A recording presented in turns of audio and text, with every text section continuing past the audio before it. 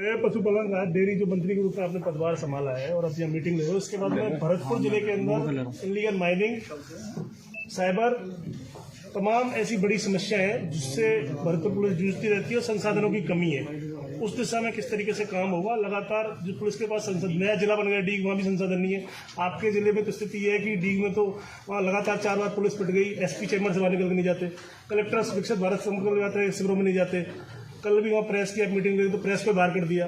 तो इस तरह से कैसे गुड गवर्नेंस? मोदी जी कहते हैं कि भाई साधारण रहो, सामान्य देखो, किसी तरह की चीजें नहीं हो। यहाँ भी मीटिंग में देखिए पूरी तरह कार्यकर्ता आपके जिस तरह, हाँ नेता के साथ सहयोग होता है, लेकिन जिस तरीके से दिख रहे हैं वो चीजें कैसे है?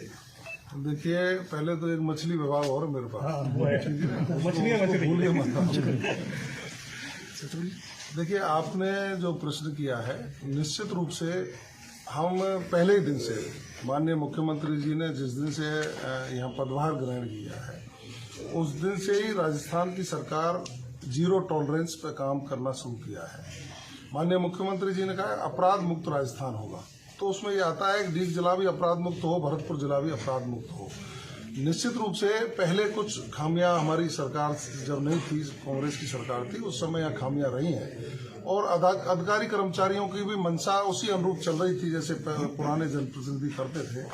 मैंने तो यहाँ सुना कि पहले तो यहाँ थाने बिकते थे श्रीमान, अब वो बिल्कुल बंद किया है और जिला पुलिस अधीक्षक डीग और जिला पुलिस अधीक्षक भरतपुर दोनों ही हमारी जब से मंशा का इनको मालूम पड़ा है कि हम जीरो टॉलरेंस पर काम करने वाले हैं, अपराध मुक्त राजस्थान बनाने का काम करेंगे, उस काम में गति आई है और डीग जिले में स्पेशल टीमें गठित की गई हैं और डीग जिले में पुलिस को तंत्र को ज्यादा मजबूत करने के लिए और क्या किया जा सकता है, वहाँ आरएसी की टुकड़ियां लगाई गई हैं, अपराधियों पर शिकंजा कसने का काम शुरू हो गया है। संसाधन, हाँ ये बात सही है कि संसाधन वहाँ कम है, उसके लिए मैंने दोनों जिलों में तारतम्य बैठाने के लिए सक्षम अधिकारियों से बात की और उच्च स्तर पर भी गोविंद गुप्ता जी से बात की कि वो मोटरसाइकिल उपलब्ध कराने की बात करें और डीजी साहब जो संसाधन उपलब्ध कराते हैं उनसे भी मैंने कल बात की है।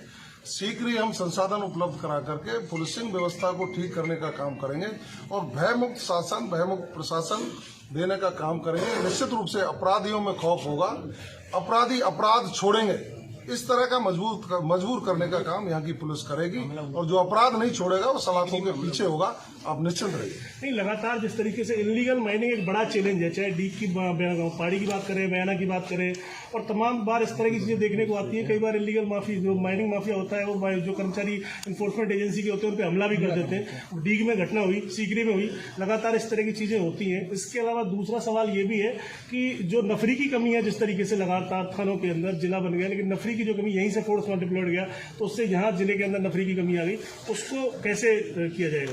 देखिए, नया घर बसता है तो आप भी समझते हैं उसकी जैसे जैसे आवश्यकता होती है उनकी पूर्ति की जाती है। पिछली सरकार ने चुनाव की दृष्टि से नए जिले घोषित करके उनको संसाधन नहीं दिए थे। हम अब बजट सत्र आ रहा है, उनकी समीक्षा कर रहे हैं, डिमांड्स मांग रहे हैं भाई क्या क्या आवश्यकताएं हैं उन जिलों में जिससे उनकी पूर्ति की जा सके। निश्चित रूप से जो जरूरी है जिले जो रहने हैं उन जिलों में संसाधन उपलब्ध कराने का पूरा प्रयास करेंगे और संसाधन उपलब्ध कराएंगे जिससे जनता को कोई परेशानी नहीं हो।